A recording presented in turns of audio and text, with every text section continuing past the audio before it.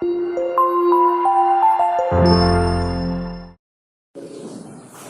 gündoş oldu. Geçkisi daha 4-5 geçe ineceğim beri. Yani 5 de Allah'ın çöp salar. Ana düştü azrakta.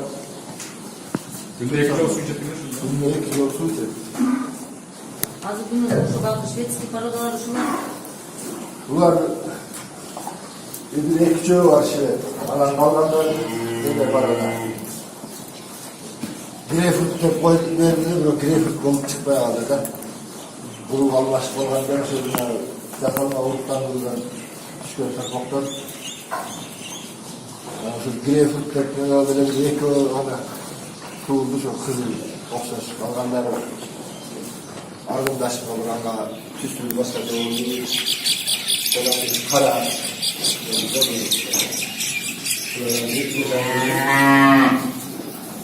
birinci gol oldu. Devletli var.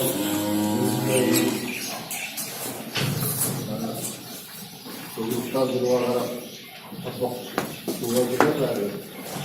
Bir iki bir kan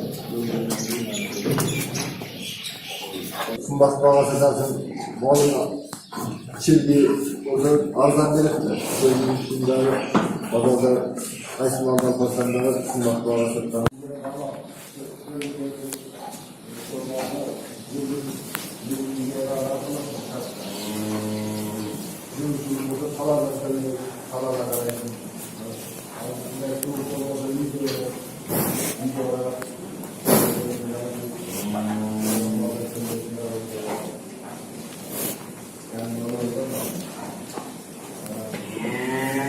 Denizin vardı, deniz tutma hakkında nasıl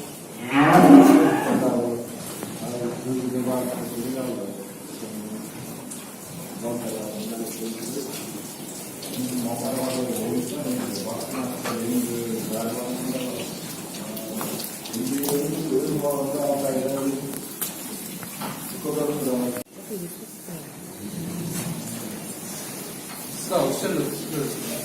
Onun olduğu yapıyorsun.